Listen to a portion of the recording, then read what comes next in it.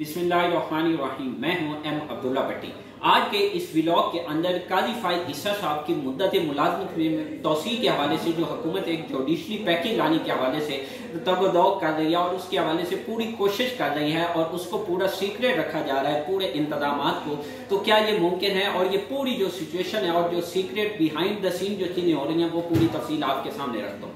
अच्छा, काजी फाइज ईसा साहब की जो रिटायरमेंट की डेट है ना वो 25 अक्टूबर है, यानी कि अगले मंथ। और ये आपको ये भी बताता चलूं, ये इलेक्ट हुए थे सितंबर 2023 के अंदर और इनकी जो नॉमिनेशन थी वो 3 माह कबल इनकी तैनाती का नोटिफिकेशन जारी कर दिया गया था, क्योंकि जस्टिस उमर अता बंदियाल के हवाले से चूंकि वो सितंबर में रिटायर हुए तो उनके हवाले से जो बातें की जा रही थी और इनके आने के हवाले से जो बातें की जा रही थी स्पेशली पीटीआई की जानिब से, तो लिहाजा हुकूमत ने 3 माह कबल ही इनकी तैनाती का नोटिफिकेशन जारी कर दिया। अच्छा, अब ये चूंकि अक्टूबर में रिटायर्ड हो रहे हैं 13 माह के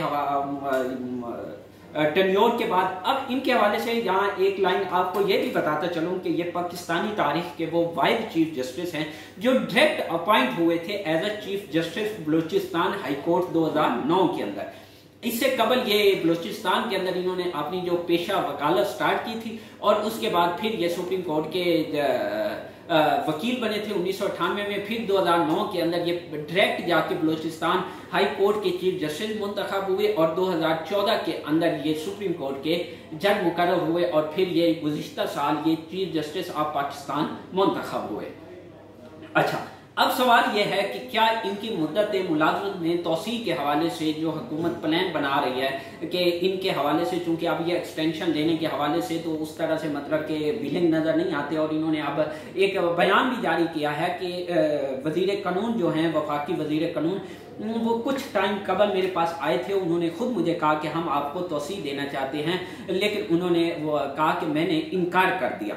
अब हुकूमत ये प्लान मुरतब कर रही है कि इनको मतलब कि सांप भी मर जाए और लाठी भी बच जाए, तो इस हवाले से वो ये कह रही है कि चीफ जस्टिस की चूंकि मुद्दत मुलाजमत में जो रिटायर्ड की उम्र है वो 65 साल है, लिहाजा उसको हम कानून साजी करके 68 साल कर दें 3 साल के लिए। ऑटोमेटिकली जब मुद्दत उम्र के अंदर एक्सटेंशन होगी तो ऑटोमेटिकली इनकी मुद्दत मुलाजमत में भी तोसी होगी। अब सवाल यह है क्या ये मुमकिन है? तो इस वक्त अगर मैं ये कहूँ कि असम्बली के अंदर जो अराकीन की तादाद है हुकूमत के इत्तेहादी, उनकी टोटल जो तादाद है वो 213 है।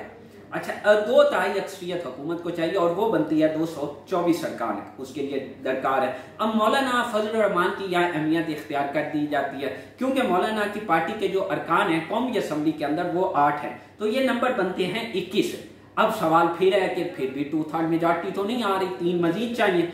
अच्छा, अब उसके लिए चूंकि सुप्रीम कोर्ट का एक फैसला आया था मखसूस नशिस्तों के हवाले से जो कि उनको अलॉट कर दी गई थी और सुप्रीम कोर्ट ने यह कहा था कि 15 दिन के अंदर मखसूस नशिस्तों के हवाले से पीटीआई आमी फरिश्ते जमा कराए और उस फैसले के अंदर यह था कि चूंकि 80 में से 39 MNAs तो ऑटोमेटिकली पीटीआई से उनका लिंक था, बाकी जो 41 थे ना उनके हवाले से सुप्रीम कोर्ट ने ये फैसला दिया था। 13 रुकनी जो एक लार्जर बेंच बना था उसने जब ये मखसूस नशिस्तों के हवाले से पेशावर हाई कोर्ट और इलेक्शन कमीशन के फैसले को कल अदम करार दिया, तो साथ ये भी कहा कि 15 दिन के अंदर ये जो 41 बाकी अराकीन है ना ये भी अपनी पार्टी वाबस्तगी के लिए हल्फनामे जमा करवाएं। अब हमने देखा कि वो हल्फनामे जमा हो गए लेकिन इलेक्शन कमीशन ने वो नोटिफिकेशन जारी नहीं किया। अब यहाँ पे आके हुकूमत को एक फायदा हो सकता है। अब फायदा यह है कि उन अराकीन जो 41 है इनमें से अगर कोई 3 से 4 वोट चाहिए, अब 3 की बजाय अगर ये 4 से 5 लोगों को अपने साथ मिला लेते हैं तो इन अराकीन को यानी इनकी MNA-शिप जो है ना वो कैंसल नहीं होगी। क्यों? क्योंकि ये किस्म के आज़ाद अराकीन है। अगर ये पीटीआई के साथ इनकी एफिलिएशन होती तो फ्लोर क्रॉसिंग क्योंकि अब बंद हो चुकी है तो इनके खिलाफ कार्रवाई हो सकती थी और हुकूमत के लिए मुश्किलात पैदा हो सकती है। अब सवाल यह है कि 8 वोट जो सबसे आम है क्या वो मौलाना फजल रहमान उस जानिब जाएंगे? اب وہاں پہ مولانا کو ایون سب کچھ آفر کیا جا رہا ہے. اس حوالے سے یہ بھی کہا جا رہا ہے کہ مولانا کو 2 وفاق کے اندر، 2 بلوچستان کے اندر اور ممکنہ طور پہ گورنر KPK یا بلوچستان کے اندر ان کو گورنرشپ بھی دی جائے گی. لیکن ابھی تک چونکہ مولانا اس چیز کو اب سمجھ چکے ہیں، انڈرسٹینڈ کر چکے ہیں، اور ان کی پارٹی کے جو اراکین ہیں وہ بار بار ان کو یہی کہہ رہے ہیں کہ اگر ہم حکومت کے ساتھ اس حالات میں ملتے ہیں تو عوام کے غیر و غضب سے ہم نہیں بچ سکے. اب یہ مولانا خود باتیں کر رہے ہیں. اب آنے والے حتیٰ کہ یہ بھی خبریں آ رہی ہیں کہ محسن نقوی نے، جو کہ وفاقی وزیر داخلہ ہیں اور وہ اس وقت ایک بہت ہی مطلب کہ حکومت کے اندر جو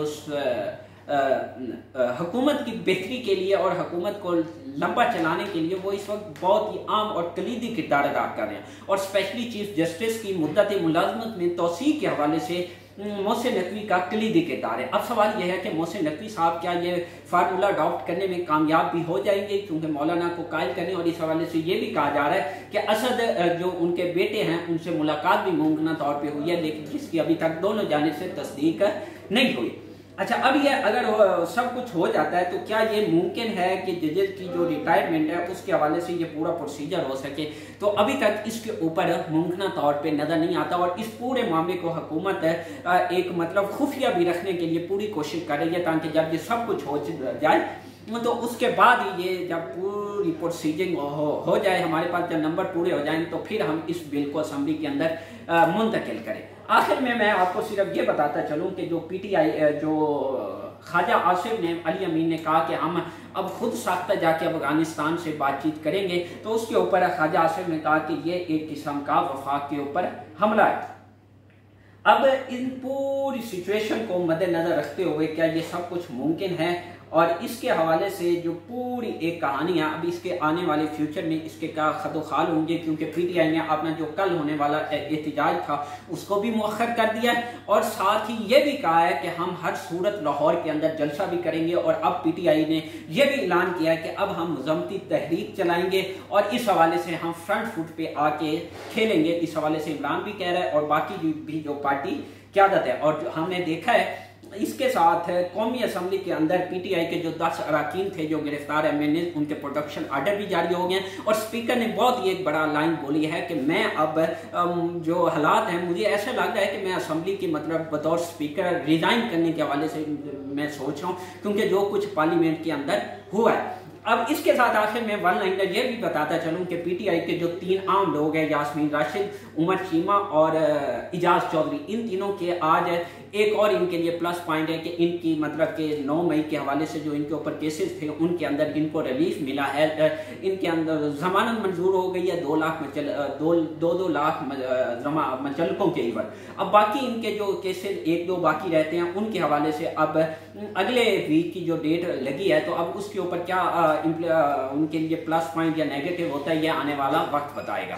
تو آخر میں پلیز چینل کو سبسکرائب اور بیل آئیکن پہ کلک کیجئے تاکہ ہر آنے والی ویڈیو آپ تک بر وقت پہنچ سکے. شکریہ.